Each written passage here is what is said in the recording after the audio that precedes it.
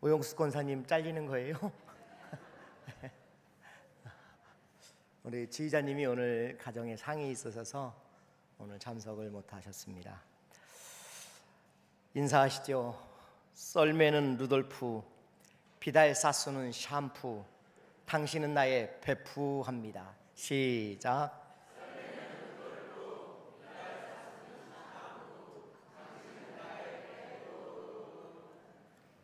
가슴에 손을 얹고 함께 고백하시죠. 하나님은 우리의 예배를 기뻐하심을 믿습니다. 하나님은 우리의 예배 가운데 임재하심을 믿습니다. 하나님은 예배를 통해 가장 확실하게 말씀하심을 믿습니다.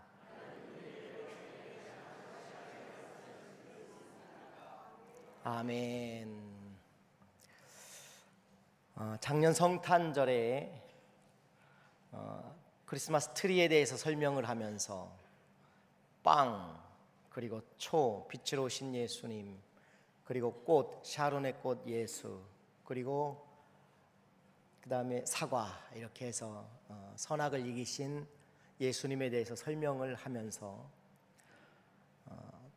오늘 본문을 가지고 생명의 떡이신 예수 그리스도, 빵의 이야기를 했습니다.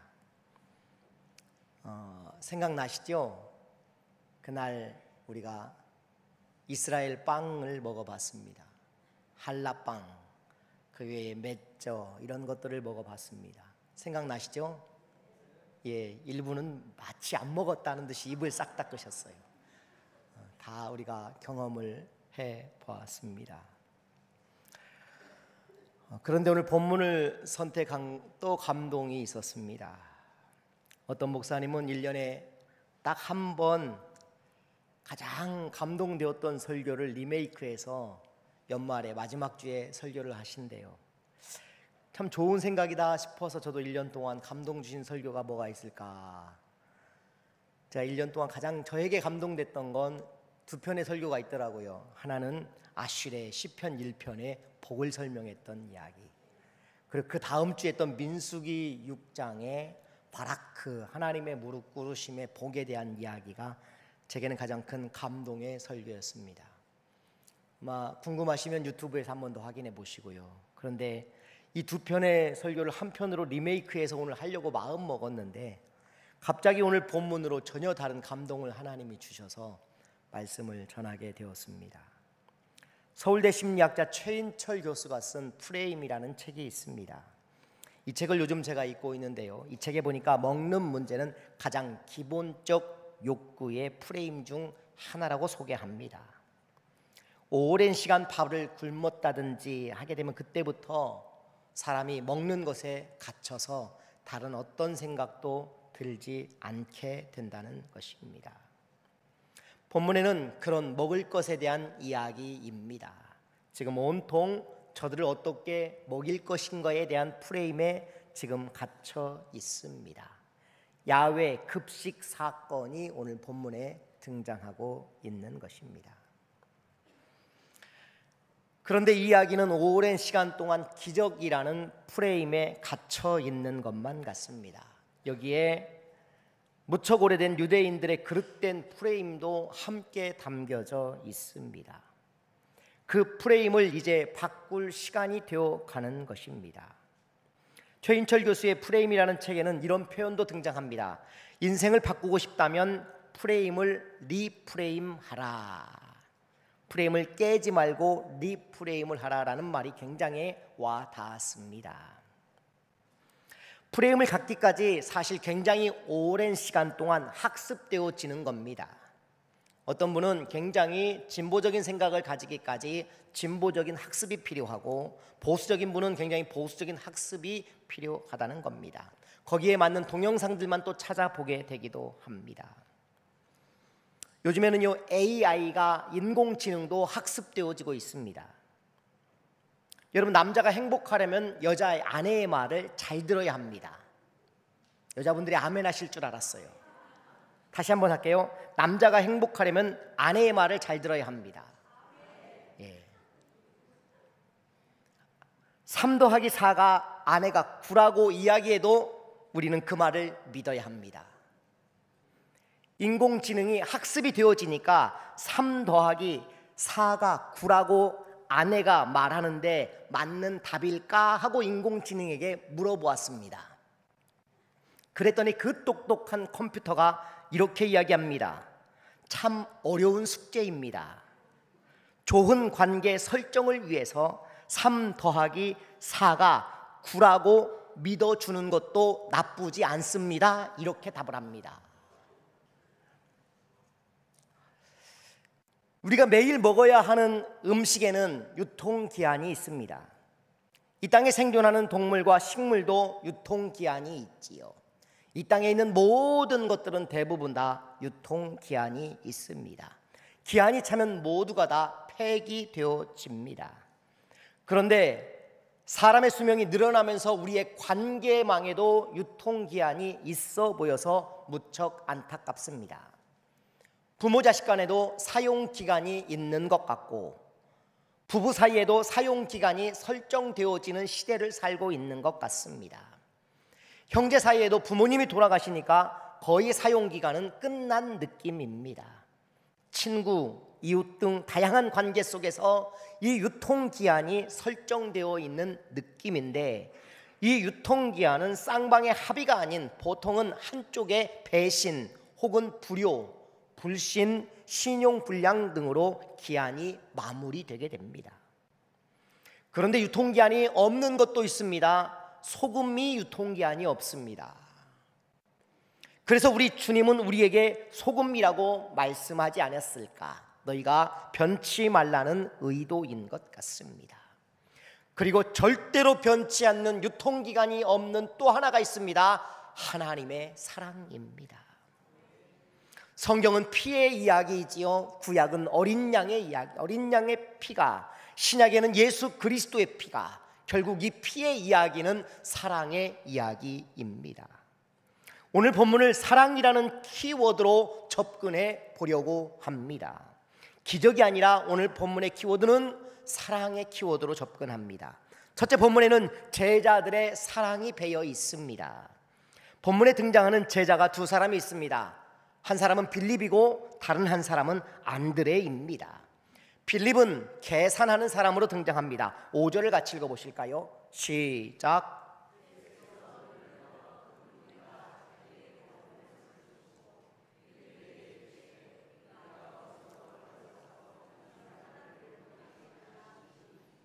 아멘.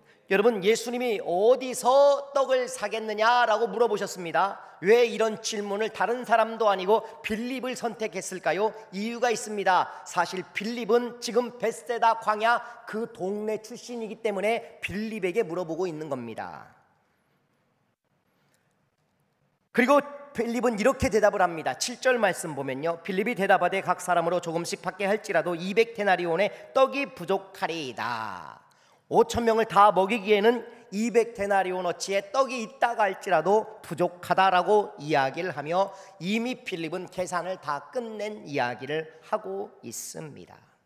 다른 복음서에서는 2 촌에 다녀도 쉽지 않을 것 같다고 제자들이 이야기를 합니다. 그리고 또 한 사람 안드레가 등장합니다. 뭐라고 부르나 보시죠. 8절 9절 말씀입니다. 제자 중 하나 곧 시몬 베드로의 형제 안드레가 예수께 여짜오되 여기 한 아이가 있어 보리떡 5개와 물고기 2마리를 가지고 있나이다. 그러나 그것이 이 많은 사람에게 얼마나 되겠사옵나이까. 아멘. 여기 보니까 안드레를 시몬 베드로의 형제 안드레라고 꼬집어 언급합니다. 우리가 너무 잘 아는 수제자 베드로의 형제가 바로 안드레입니다.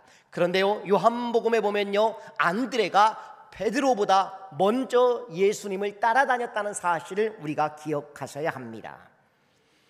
요한복음 1장 40절 41절을 한번 보겠습니다. 요한의 말을 듣고 예수를 따르는 2 사람 중 하나는 시몬 베드로의 형제 안드레라. 그가 먼저 자기의 형제 시몬을 찾아 말하되 우리가 메시아를 만났다 하고, 메시아는 번역하면 그리스도라. 아멘. 요한의 말을 듣고라고 40절에 언급되어져 있습니다. 이 40절에 나와 있는 요한은 어떤 요한이냐? 예수님의 제자 요한이 아니라 세례 요한을 말하고 있는 것입니다. 세례 요한의 제자가 안드레였습니다. 그런데 이 안드레가 세례 요한이 내뱉은 한마디의 말을 듣고 예수님을 따라 나서기 시작합니다.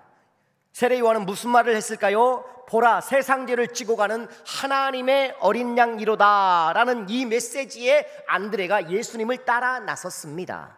그리고 어디로 달려가느냐? 자기 형에게 달려간 겁니다. 그가 바로 베드로였던 것입니다. 본문에는 이 두 사람 빌립과 안드레가 서로 대조가 되어 등장합니다. 재미있게도 이 안드레도 빌립 그 벳세다 바로 그 동네 사람입니다. 안드레는 그 동네 아는 얼굴의 아이 중에 도시락 하나를 가져왔을 가능성이 무척 커 보입니다. 어쩌면 지금 제자들 가운데 첫째가 베드로가 아니라 안드레일 가능성도 있습니다. 왜냐하면 5,000명을 먹여야 하는 그 책임을 안고 도시락 하나를 들고 나온 사람이 바로 안드레이기 때문에 아직 수제자가 베드로가 아니라 지금 첫 번째 제자인 안드레가 더 많은 막중한 책임을 안고 있을 수도 있다라는 이야기입니다. 여러분, 부부가 오랜만에 외출을 하고 돌아오는 길에 남편이 그만 무단횡단을 하였습니다. 트럭이 지나가다가 놀래서 창문을 열고 무단횡단하는 남편에게 소리를 질렀습니다. 이 머저리야, 얼간이 쪼다, 멍청아, 똑바로 건너. 이 말을 듣고 아내가 남편에게 물어봅니다. 여보, 아는 사람이에요? 아니, 그런데 당신에 대해 어쩜 그렇게 잘할까요? 이렇게 이야기를 하는 겁니다. 여러분, 우리가 잘 아는 것 같지만 의외로 주의 깊게 살피지 못하면 참 어려운 본문이 오늘 본문이기도 합니다. 이 두 사람의 대조, 보편적으로 설교가 이렇게 됩니다. 보편적인 설교에 어린아이의 순종이 있었고 안드레의 수고가 이 기적을 일으켰다는 설교를 우리가 많이 들어왔습니다. 자, 두 사람을 비교해 보지요. 200데나리온의 계산을 하고 온 빌립과 도시락을 들고 나온 안드레, 둘 중에 누가 더 훌륭한 제자입니까? 대부분 다 우리가 안드레라고 생각을 하지요. 도시락을 들고 나온 것이 기적을 일으켰기 때문입니다. 그런데 이렇게 한번 생각해 볼까요, 여러분? 우리 교인이 전부 다 야외 예배를 나갔는데 밥 먹을 때가 됐는데 아무도 밥 얘기를 안 해요. 밥 걱정을 장로님 당회에서 이제 하고 있는 겁니다. 근데 장로님 한 분이 이제 이렇게 이야기하시는 겁니다. 목사님, 다 먹으려면 한 400만 원의 돈은 필요할 것 같습니다. 근데 장로님 한 분은 딱 1,000원짜리 꼴랑 한 장 들고 와서 목사님, 이게 전부입니다. 지금 이렇게 말하는 게 누구냐? 안드레의 태도인 거예요. 그런데 그걸 계산해 나온 사람이 있단 말이에요. 그럼 누가 더 훌륭한 겁니까? 사실은요, 빌립이 더 훨씬 더 좋은 태도일지도 모릅니다. 이건 제 묵상이니까 안 믿어도 괜찮습니다. 어쨌든 500명을 먹이는 일은 쉬운 일이 아닙니다. 그런데 둘 중에 예수님이 누구의 선택을 들었나 보십시오. 빌립은 200데나리온을 이야기했고 안드레는 도시락을 들고 나왔는데 예수님이 선택한 건 빌립이 아니라 안드레의 도시락을 선택해 주셨습니다. 여러분, 어느 게 더 쉬운 거예요? 어느 게 쉬운 거예요? 1번 빌립의 선택이 쉽다, 2번 안드레의 선택이 쉽다. 무조건 손 들어야 됩니다. 안 들면 지옥 갑니다. 자, 1번 손 들어 보십시오. 자, 2번 손 드십시오. 예, 빌립의 선택이 훨씬 쉬운 겁니다. 예수님이 200데나리온 만드는 게 훨씬 더 쉬운 일이에요. 그런데요, 거기에 물고기 2마리와 보리떡 5개로 5,000명을 먹이는 일이 훨씬 더 어려운 일인데 예수님은 더 불가능한 일에 손을 대시기 시작한 겁니다. 그런데 여기에 제자들의 수고가 들어 있습니다. 본문 11절 12절 같이 한번 보겠습니다. 시작.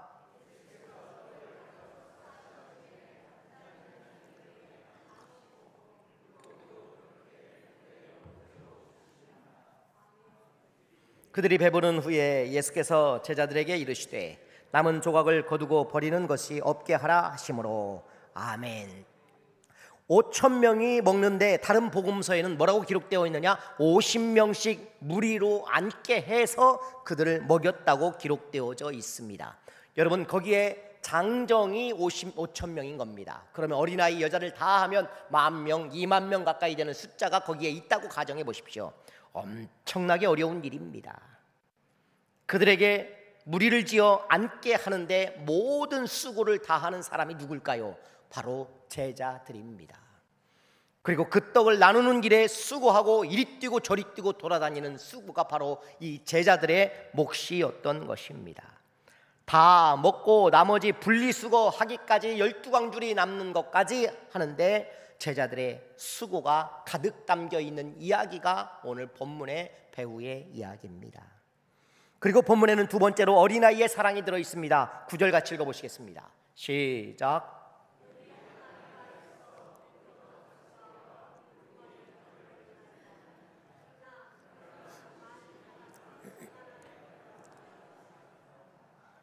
아멘. 가난한 어린아이의 도시락이 등장합니다.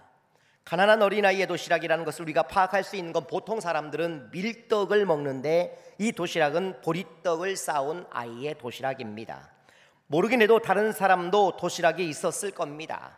그런데 이 가난한 아이의 도시락을 기꺼이 주님 앞에 내놓게 된 겁니다. 왜 이 자리가 기적의 자리입니까? 어린아이의 희생이 5,000명을 살렸기 때문입니다. 밥 한 끼가 소중한 시대에 아무나 쉽게 내놓지 못하는 도시락을 이 어린아이는 기꺼이 내놓았기 때문에 이 어린아이의 사랑 담긴 도시락으로 말미암아 기적이 일어난 것입니다. 박완호 시인의 시 가운데 수식어라는 시의 한 대목입니다. 아직 가까이 오지 않은 누군가를 위해 꽃피지 않은 몸, 그대로 나뭇잎 뒤에 숨어 있다가 그가 불러주기만 하면 한 걸음에 달려가 미천까지 죄 털어주는 이런 존재가 바로 이 어린아이의 느낌입니다. 참 아름다운 표현입니다.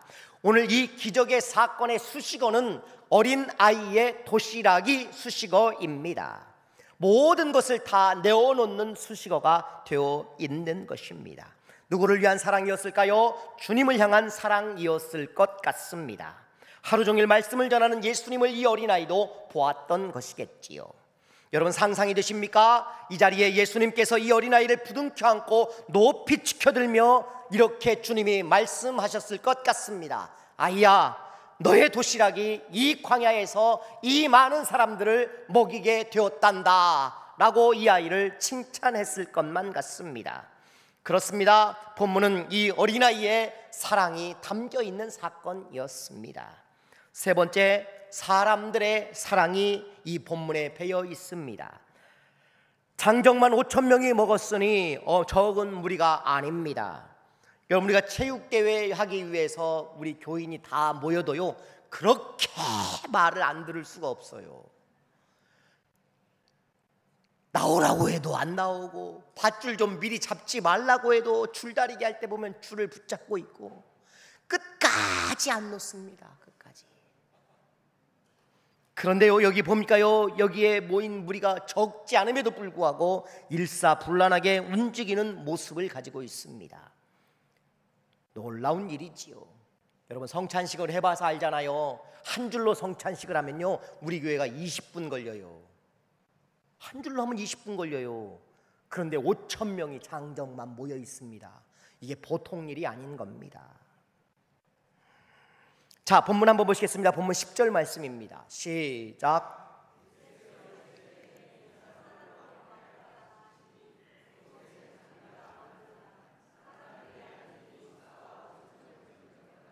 아멘. 앉고 나서야 그 숫자를 헤아릴 수 있을 정도로 사람이 많았던 것입니다. 배부를 만큼 그들이 먹었습니다. 여러분, 우리 시대가 얼마나 무질서한 시대를 살고 있는지 우리 스스로도 잘 알고 있습니다. 본문 12절에 보니까 그들이 배부른 후에 예수께서 제자들에게 이르시되 남은 조각을 거두고 버리는 것이 없게 하라 하심으로 이에 거두니 보리떡 5개로 먹고 남은 조각이 12바구니에 찼더라라고 기록되어져 있습니다. 모았더니 12방울이 꽉 참을 의미하는 숫자입니다. 여기에 무엇이 없습니까? 저들의 욕심이 사라져 버렸습니다. 다 모았습니다. 우리는 최근 황당한 계엄의 사태를 겪으면서 국회에 모여든 인파들을 봅니다. 엄청난 인파들이 집회에 모였습니다. 그런데 집회가 마치면 모두가 다 그 자리를 깨끗하게 정리하고 돌아갑니다. 끝까지 자발적으로 그 질서를 지키는 사람들의 모습들, 왜요? 나라 사랑하는 마음을 그 질서로 보여줄 수 있기 때문입니다. 더 놀라운 것은 그 많은 사람들이 모인 곳에 격려하듯이 커피와 음료들을 사전에 결제한 사람들이 적지 않았다는 것입니다. 해외에서 3,000잔을 한 사람이, 그리고 2,000잔을 결제한 사람이 있습니다. 수많은 사람들이 결제한 이 커피와 음료가요 무려 몇만 잔이 되었습니다. 거기 있는 사람들에게 그것을 나누고자 하는 고마운 마음들이 모여든 것입니다. 마치 벳세다 광야를 보는 것 같습니다. 배불리 먹고도 모두가 욕심 부리지 않고 모아온 12광주리는 그들의 질서와 배려가 배어있는 사랑의 표현이었던 것입니다. 군중들이 할 수 있는 최선의 사랑을 지금 저들이 보여주고 있는 것이지요. 마지막 네 번째 본문에는 예수님의 사랑이 언급됩니다. 오늘 본문이 마가복음 6장에도 기록되어져 있습니다. 6장 34절 말씀을 한번 같이 봅니다. 시작.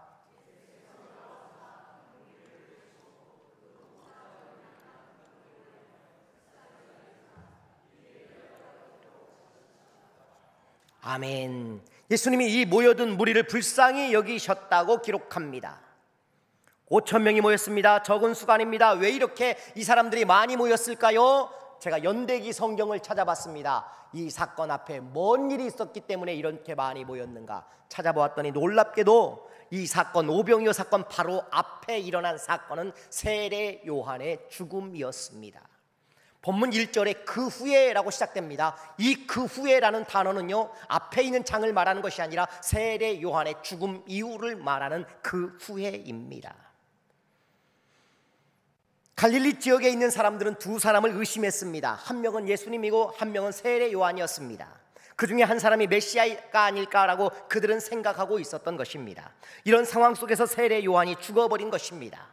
어쩌면 자신들의 분노와 울분을 해결해 줄 사람으로 세례 요한을 따라다녔던 사람들, 정치적인 행동을 가진 사람들의 억압과 횡포로부터 억울함을 풀어줄 것 같은 사람이 세례 요한일 거라고 열심히 부지런히 따라다녔는데 그가 죽어버린 것입니다.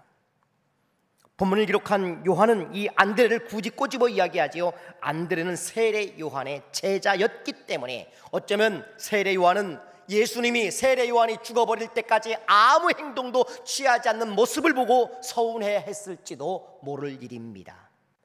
그래서 도시락 하나 딸랑 들고 나오면서 주님 이게 전부입니다 라고 이렇게 냉소적인 태도를 주님께 보였을 수도 있겠다라는 제 개인적인 묵상이니까 오해하지 말고 들으십시오.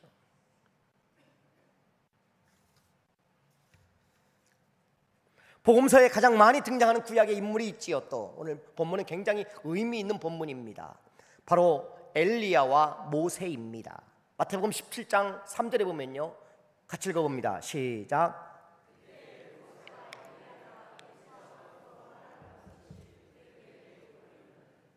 아멘. 모세하고 엘리야가 신약 성경에는 가장 많은 구약의 인물로 등장하고 있습니다. 특별히 복음서에 가장 많이 등장합니다.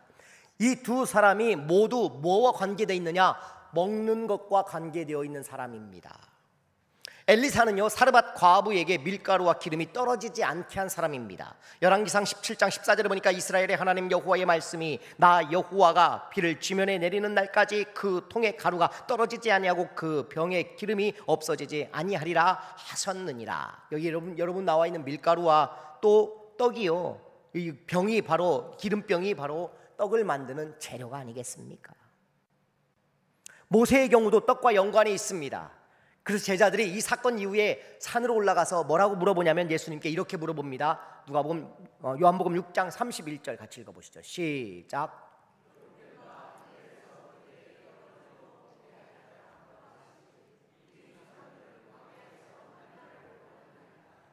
아멘. 이 만나를 누가 준 겁니까? 모세가 주었다고 이들은 지금 이야기하고 있는 겁니다.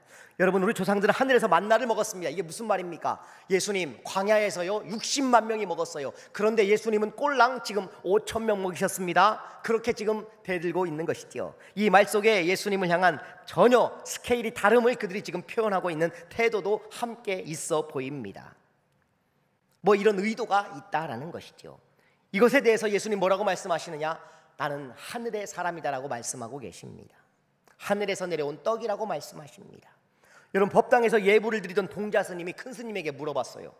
큰 스님, 부처님은 어느 나라 사람인 줄 아셔요? 큰 스님이 알지만 그래 어느 나라 사람이냐 물어봅니다. 중국 사람입니다.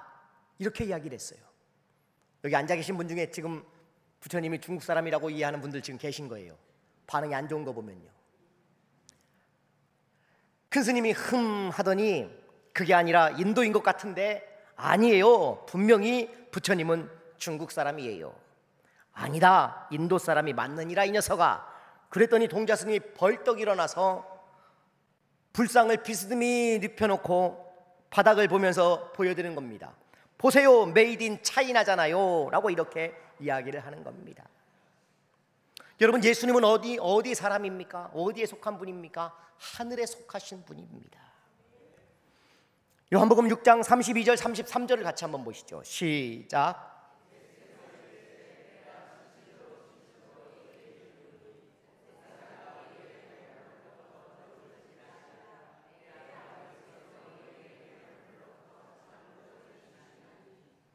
아멘. 여러분, 하나님의 떡은요 하늘에서 내려온 떡입니다. 새 생명을 주시는 떡입니다. 하늘에서부터라고 말합니다. 이게 의미 있는 본문이지요. 처음 시작할 때 예수님이 빌립에게 뭐라고 물어본지 아십니까? 어디서 떡을 사서 먹이겠느냐 물어보셨어요. 그 답을 예수님이 지금 말씀하신 겁니다. 하늘에서 내려온 것을 저들이 먹었다고 말하고 있는 겁니다. 영생의 떡은 하늘로부터 주는 떡이라는 주님의 정리입니다. 여기에 유대인들이 변해야 할 메시아에 대한 프레임이 담겨져 있는 것입니다. 요한복음 6장 35절에는 예수님이 결론적으로 이렇게 말씀하십니다. 예수께서 이르시되 나는 생명의 떡이니 내게 오는 자는 결코 줄이지 아니할 터이요 나를 믿는 자는 영원히 목마르지 아니하리라 라고 기록되어 있습니다. 여러분, 우리 주님이 생명의 떡이 되십니다. 영원히 줄이지 않는 떡 참 하나님이 되십니다. 예수님은 빵을 주시는 분이 아니라 그냥 예수님 자신이 빵이라고 표현하고 계신 것입니다. 본문에는 저들을 긍휼히 여기사 떡을 떼어주시는 예수님의 사랑도 분명히 큰 사랑으로 등장하지만 더 큰 사랑이 오늘 본문 다음에 나오는 15절에 기록되어 있습니다. 같이 한번 읽어봅니다. 시작.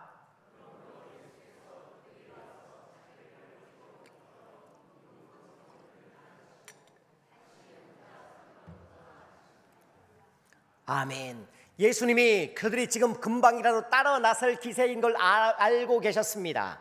임금이 되어주는 것도 나쁘지 않겠지요. 그런데 임금이 되는 것이 인류의 죄를 구원하는 문제는 아닌 것입니다. 지금 당장 필요한 건 주님은 십자가를 져야 할 더 원대한 사명을 가지고 계신 분입니다. 그러니 그 자리를 떠나는 것이 정말 저들을 사랑하시는 것이지요. 가장 큰 사랑이 지금 여기에 저들을 떠남으로 말미암아 보여주고 계신 것입니다. 목자 없는 양같이 위하는 저들을 불쌍히 여기사 주님이 십자가를 선택하신 모습입니다. 말씀을 정리합니다. 오병이어의 이야기는 기적의 이야기가 아닙니다. 한 걸음 물러서서 보면 하나님의 엄청난 사랑의 이야기입니다. 우리를 불쌍히 보시고 하늘의 양식을 몸소 보여주신 이야기가 바로 오늘 본문의 이야기입니다. 그런데 오병이어의 사건을 볼 때마다 우리는 그 기적에 주목합니다. 그리고 그 기적의 화려함 때문에 그 기적이 나에게도 있었으면 좋겠다는 생각을 하게 됩니다. 그런데 이 사건 이후에 기적에 몸담고 있는, 기적에 온통 혼신의 힘을 다 쏟고 있는 그 백성들을 향해 주님은 뒤를 돌아서셨다는 사실을 여러분 우리가 기억하셔야 합니다. 우리도 여전히 기적의 체험을 기대합니다. 그러나 여러분, 그 기적의 체험보다 더 중요한 건 하나님을 바로 알고 말씀대로 믿는 것입니다. 어쩌면 지금 우리도 그 화려한 기적 때문에 주님이 나를 배불리게 하시는 그것을 기대하고자 지금 이 자리에 앉아 있는 것은 아닐까 하는 우려가 됩니다. 그러나 여러분, 그것보다 더 중요한 건 나의 생명을 본질적으로 책임지시는 생명의 떡이신 예수 그리스도, 그분의 그 사랑 때문에 우리가 앉아 있는 은혜가 있어야 되겠고, 그 사랑 때문에 우리가 사는 은혜를 누릴 수 있기를 주의 이름으로 축원합니다. 기도드립니다.